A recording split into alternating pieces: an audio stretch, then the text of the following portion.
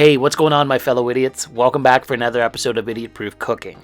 So today I'm going to be revisiting banana bread because I wanted to show you how to make it when you use a cast iron skillet. Like, you don't always have to use a loaf pan to make your banana bread. And in making this today, I'm breaking my #1 banana bread rule and putting chocolate chips in it. In a previous episode, I had stated that I prefer raisins in my banana bread over chocolate chips, which might make you think I'm crazy, but I feel that chocolate chips overpower the flavor of bananas. Meanwhile, if you just put raisins in, it complements the flavor. But with that in mind, I'm still going ahead and making chocolate chip raisin bread today. So we're first going to need 4 large bananas, preferably in a very ripened state, much like this one here. This one's definitely overripe and has turned very soft. As I started peeling it out of the peel, it was just mush. But it's fine for banana bread. I wouldn't eat that banana by itself, but it's fine for banana bread. And then we're going to bust out the 3 other ones into the mixing bowl. The 3 other bananas are more in just a regular ripeness state. Oh, hold on. Rose wanted to help peel one and throw it into the bowl, so go ahead, Rosie. Come on. There we go. Thank you. And throw the peel aside. Alright, once you have all 4 bananas into the bowl, use a fork or a masher of some sort and mash up all the bananas until they turn into banana mush, much like this. It's kind of gross to do, like it looks disgusting, it smells banana-y, but it looks disgusting. And then once you've mashed up all the bananas, throw in 1 cup of white granulated sugar. Next in is a 1/4 cup of melted unsalted butter. I'm then going to crack in 2 large eggs, and if your daughter is holding one, snag the 2nd egg from her. Thanks for holding that, Rosie. I don't know if you can see that, but she's got a pretty good bruise on her forehead. She took a spill on the pavement recently. She's okay, though.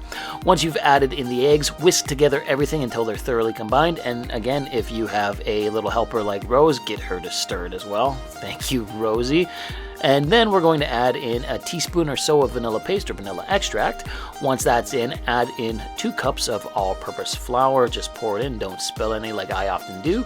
I'm then going to add in a teaspoon of baking soda and then a 1/2 teaspoon or so of kosher salt. Last but not least, for a little bit of spice, I'm going to add in a tablespoon of ground cinnamon, and then I'm going to use my whisk to whisk this all together until we get a thoroughly combined banana bread batter. You can use a spatula if you want, whatever you want to use to mix this all together. Once you have your banana bread thoroughly combined, it's time to add in some chocolate chips. So I have about 1.5 cups worth of semi-sweet chocolate chips, and I'm going to throw in about 1 cup's worth of them into the batter and leave 1/2 cup for sprinkling on top, and then just mix the chocolate chips in with all of the batter. I switched to a spatula because it was easier to mix this all rather than with a whisk, but that's what your batter is going to look like. Now we're going to set this aside for a quick moment and bring in a 10-inch cast iron pan. Now I'm going to spray mine down with some cooking spray just because I hadn't seasoned it in a while. So if your pan's really well seasoned, don't worry about that. But if it's like mine and could use some seasoning, spray it down with some cooking spray and then throw in all of your banana bread batter. Pat it out with your spatula so that it's nice and even all across the top, and then go get your other 1/2 cup of semi-sweet chocolate chips and sprinkle them all on top until it is completely covered with chocolate chips. Look at that. This one's a fully loaded banana bread. Okay, it's at this point in time we're going to go preheat our oven to 350 degrees Fahrenheit because we're going to bake this in our oven for the next 25 to 35 minutes, just depending on the efficiency of your oven, until it comes out nice and golden brown and risen like this. That is gorgeous looking. Look at that banana bread. Oh, that turned out amazing. Alright, we've got to let this cool down, much like everything we bake on the channel, so let it cool down for 2 to 3 hours before cutting into it.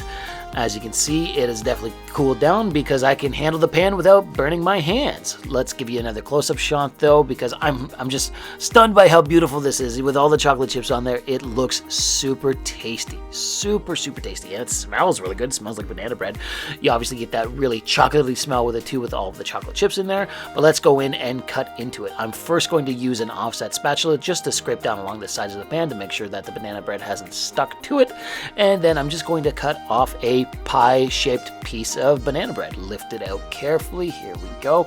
And let me give you an interior shot of the banana bread. Look at that. It's nice and moist on the inside, and it's got chocolate all the way through it, and a lot of chocolate on top too. Oh yeah, this looks awesome.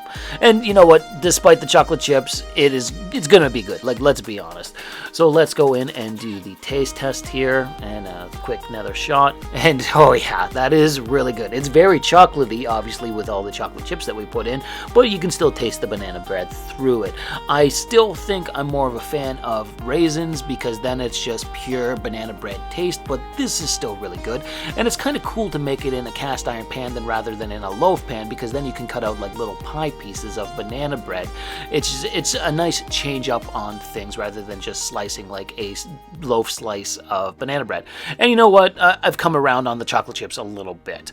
So let's call it there. I hope you enjoyed this episode, and if you did, why don't you drop me a comment, like the video, or even subscribe to the channel.